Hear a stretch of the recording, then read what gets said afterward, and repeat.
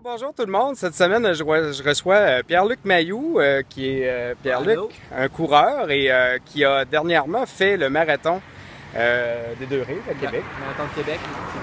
Peux-tu me raconter ce que tu as vu? Parce qu'il a fait très chaud lors du dernier marathon. Peux-tu me raconter qu'est-ce que tu as vu parmi les coureurs? Les gens, surtout les gens qui étaient pas tout à fait bien préparés, souffrent de beaucoup de déshydratation.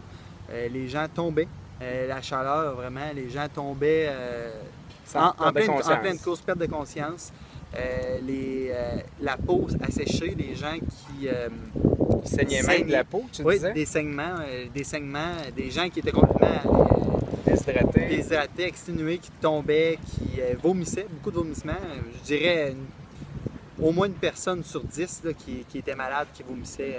Donc, dans les premiers signes, on voyait les gens vomir, ce qui était un signe d'épuisement dû à la chaleur en général. Les gens devenaient faibles. Des claquages aussi musculaires, OK. Ouais. On voyait des crampes, des choses comme ça. Ouais. Beaucoup, les médics étaient vraiment débordés, justement. Oui, les gens qui faisaient les premiers soins là étaient très nécessaires en fin de semaine. Exact. Puis il y en a qui perdaient conscience. Donc là, ils faisaient un coup de chaleur parce qu'ils n'avaient pas pris soin de régler l'épuisement dû à la chaleur. Pas assez d'hydratation. Ils perdaient conscience. Exact.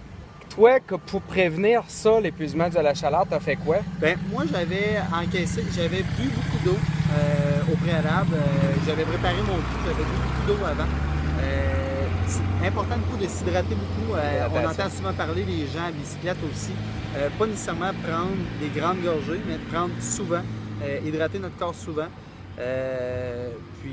Non, vraiment bien se préparer, bien s'hydrater. Puis surtout comment on pourrait dire? Est-ce que le fait de manger hydratant, par exemple, du melon d'eau, des concombres, des choses comme ça, pourrait aider à garder une hydratation parce qu'on sait que l'eau passe rapidement. Manger hydratant, est-ce que ça pourrait aider? Oui, beaucoup.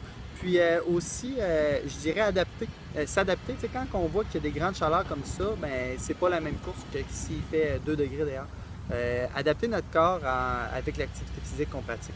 C'est-à-dire modérer peut-être un petit peu. Modérer le beat. Si on n'a pas de vent, on n'a pas de souffle, on n'a pas d'air, ben, modérer notre beat en conscience de ne pas devenir déshydraté. OK. Puis ici, évidemment, on n'a peut-être pas tout à fait la préparation qu'on doit faire les premiers soins. Bien, le principe de base pour l'épuisement de la chaleur, c'est de diminuer la température corporelle et d'hydrater si la personne est consciente. Si elle est inconsciente, à ce moment-là, on doit la transporter à l'hôpital. Elle devra probablement être hydratée par intraveineuse. Comme de coups de chaleur, la prévention est de mise. Exact. Merci Pierre-Luc. Merci beaucoup.